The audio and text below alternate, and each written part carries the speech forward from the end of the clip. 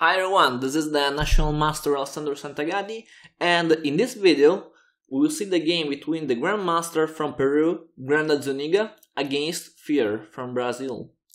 And in this game, Zuniga was white and won the game, and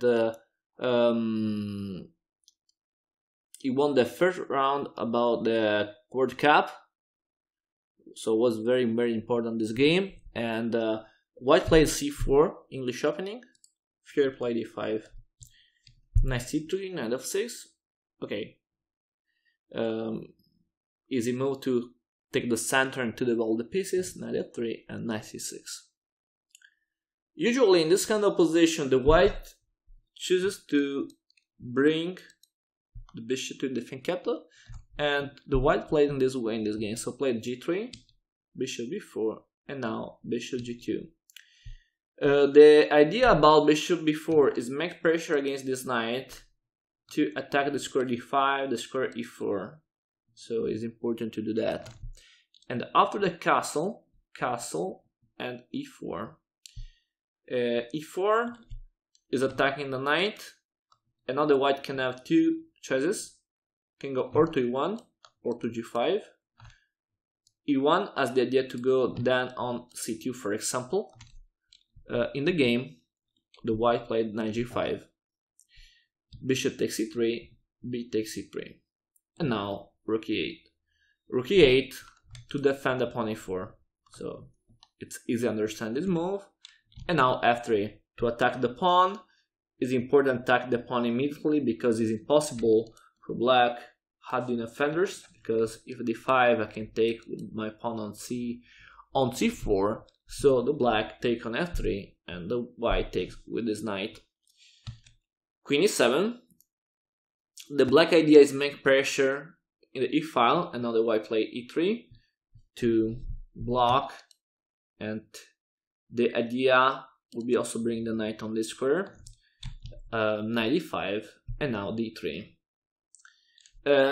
In this position, the white has a good center, but there are a lot of weakness, because all the squares are weak because no pawns can defend the square. So yes, the white has the center, but the white has a lot of weakness. So I think at this time the position is equal. Now d6, white played knight e4, and now c5, knight c2. When you play c5, pay attention, because now there is a weakness on d5, so you have to calculate it very well. In this game, I think the black lost for this reason, because after bishop g4 and queen d2, the black didn't calculate very well this position and played d5. This move is a mistake. I think it's better play a move like a6 with it to go on b8 and then push b5 to attack in this way. But the black played d5, and now the white can take, and after c4 the white can play bishop to a3, so the white don't take immediately, but first the white attack the queen to wash the queen position, and only after queen d8 the white takes on c4, because in this way the queen can go d4 without the enemy queen on e7 that can give problem in the e5, for example, with e5, with the pawn on e3. So this move is very important, because now after queen d4 the black is forced to defend the knight, the white can defend easily the pawn d5. So this pawn is passed, and is very dangerous, because the white can help his pawn d5 with the pawn e, with the pawn c. So now the white position is very nice. Queen b6, and now rook f4. This move is very nice because the idea is defend e4, at the same time block the knight, because now the knight has to defend the bishop g4.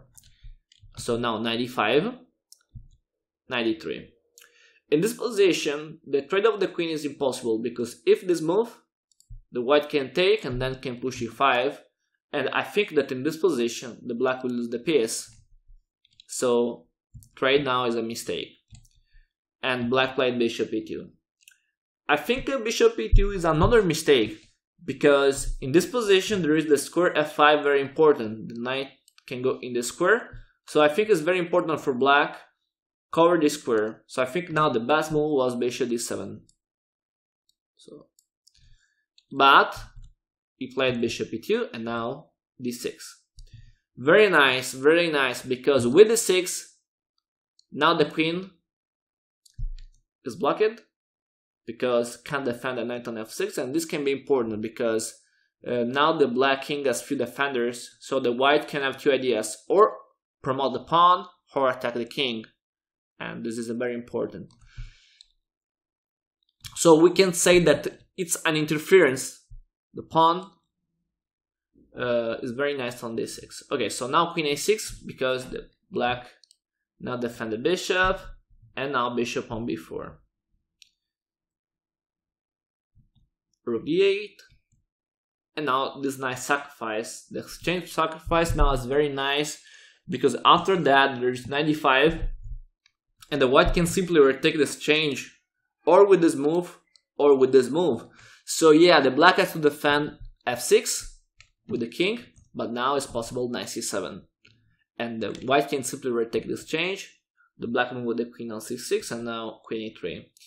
The idea is attack the bishop, and the queen can also make problem in this way, and so a5, bishop takes a5, and after that the white can take the exchange again. And in this position the white is up a pawn with a better pawn structure, so the white can be happy about this position.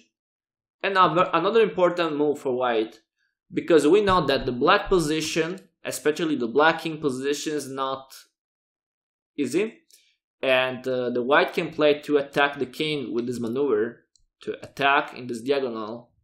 So the idea about bishop c5 is very nice. Improve the bishop and attack the enemy king. We know that to attack, the best attacker is the queen, so the black idea now is force the trade of the queen to avoid this attack. But for white can be also okay, because yes, the white now can't attack, but the white is up a pawn, so can try to win his endgame, and the white played in this way. So trade, and now rook d1. It's important to improve the rook as soon as possible, so rook d1 is an important move. Rook a8, and now a3. The white can defend the pawn with the bishop, so bishop b5 to have the knight free to play. And now another important move, bishop h3, to block the weakness and to take the square d6 and c8 at the same time. Now bishop to c6, I need to defend the pawn, so I move bishop f5, knight c4, king f2. Because now I don't need to defend the pawn, because if the black will take on a3, I can move my rook here, and the rook, I can take the piece because the knight on a3 will be pinned. So h6, and now bishop on b4. b5, now the rook is defended, bishop c5, and what happens if now the black will take here? Now there isn't this move, but there is this move, rook d6, very strong, because now the black is forced to move the bishop, for example to e8, and now bishop d4. Very, very strong attack against f6. And it's impossible to defend this pawn, and after that, I'm sure the white will be very, very good. We have a very, very good position. Okay, we can go back. So it's impossible to take this pawn, and he played bishop e8 immediately, and now g4. It's impossible to take the pawn for the same reason, rook d6, bishop d4. So again this move. And if the black is blocked, the white can simply improve his position. So can move h4 and then h5, after rook d6 h5, to block the h pawn. And now when the rook is on a6, and when the black move knight d2, I move bishop c5 with a double purpose. Because now this move can help me is to bring my bishop on d4 to attack f6, but at the same time, if the black move this knight here to attack my bishop and to cover this square d4, I can simply play bishop e3 to block the knight, and now the white position is very strong. So very nice move, bishop c5 with this double purpose. And now after bishop takes e4 and bishop d4, the white has a very nice position, because the idea would be taken on f7. So this time this move, and then rook on d7 to attack f7. And now the white need the help of the king, so push g5, h takes, king takes g5, and yes, okay, the black can take the pawn, but now we can go with the king. And now the black played king f8. Okay, what happened if knight c4, for example? In this position, I play rook d5 and attack the pawn and attack the king in this way. So I think my position is very, very good. For example, what happened if the black tried to defend the pawn? Simply check, king f8, and after that king h7. Or mate, or the black will lose the rook, so the white is winning. Okay, the black played king f8 immediately, and now king h7. After this move, the white can win in an easy way, because he can play check, the black has to cover, trade, and king g8. And in this position, Fier resigns because it's impossible to stop this pawn. So a very nice victory from Zuniga, Granda Zuniga, very nice victory. And for this video, it's all. Thank you for your attention, and see you for the next video about the World Cup. Remember to follow me on social networks and share the video with your friends. Thanks!